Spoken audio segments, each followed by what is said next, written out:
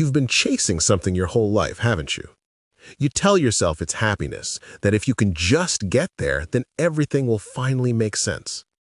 But here's the question that gnaws at you when the world goes silent. What if happiness was never the point? Because maybe happiness is the carrot tied to the stick, the illusion that keeps you running in circles, exhausted, confused, and still somehow empty. We live in a time where every message screams, be happy, buy this, achieve that, manifest more. But the more we chase it, the more it slips through our fingers. You scroll, you compare, you self-improve, yet deep down you're still restless, still waiting for that mysterious moment when everything will finally feel right. What if I told you that moment will never come?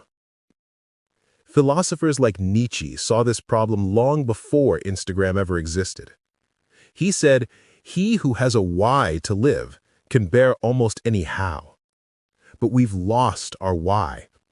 We replaced meaning with dopamine, purpose with pleasure, fulfillment with validation. We've mistaken comfort for peace and happiness for freedom. The Stoics, like Epictetus and Seneca, believe that the pursuit of happiness is backwards, because when you chase happiness, you make yourself its slave. You start living reactively. Your emotions become hostages to outcomes, people, and algorithms. Think about it. When something goes well, you feel good. When it doesn't, your mood collapses. You're no longer free. You're being controlled by invisible strings. And yet society calls this normal. Work harder, smile more, achieve, post, repeat. But what if happiness is not something to chase, but something to stop demanding? Plato once wrote that the human soul is like a chariot driven by two horses, one pulling toward reason, the other toward desire. Most of us have let the horse of desire take full control. We obey every impulse, every craving, every distraction. We tell ourselves, I just need to feel good. But this is the root of our suffering. Modern psychology agrees. Studies show that people who focus less on happiness and more on meaning, on doing something worthwhile, end up being happier anyway. Because happiness is not an emotion you can command. It's a side effect of living in alignment.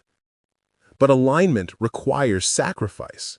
It means saying no to fleeting pleasure for the sake of something deeper. It means being misunderstood, rejected, or even lonely because truth often walks alone.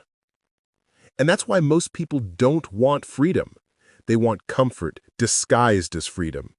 They want happiness without responsibility. But as Nietzsche warned, the price of being yourself is high, but the cost of never becoming yourself is higher. We were raised to believe that life is a ladder. Climb high enough, the career, the relationship, the perfect body, and you'll find peace at the top. But here's the lie. There is no top. The ladder doesn't end. It just gets taller, steeper, and lonelier because it was never built for your happiness. It was built to keep you climbing. Machiavelli once said that men desire two things, to love and to be feared. But in our age, we've replaced both with a third, to be seen. We've built identities around what we show, not who we are. Our smiles have become performance art, our happiness a brand. And every time we post it, every time we pretend to have found ourselves, a small part of us knows it's a lie. A beautiful, filtered lie. So what's the alternative? If chasing happiness leads to emptiness, what does real freedom feel like? Freedom begins where the need for constant pleasure ends. It's not about numbing pain. It's about making peace with it. It's not about controlling life. It's about learning to move with it. The Stoics called this apatheia, not apathy, but mastery.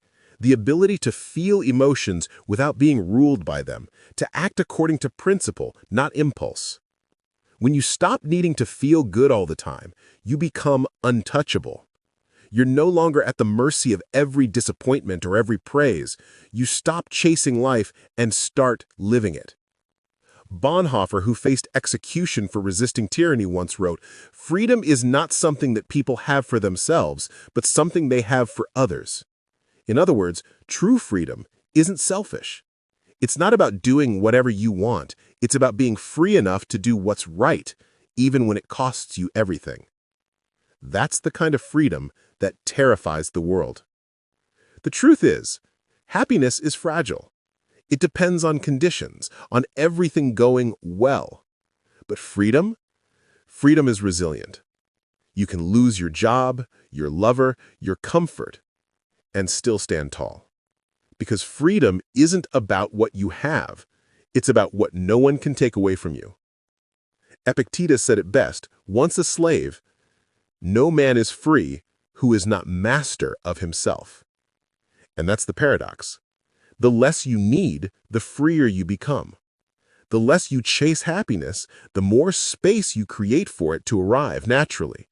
Not as a goal, not as a prize, but as a quiet companion to a life lived with purpose.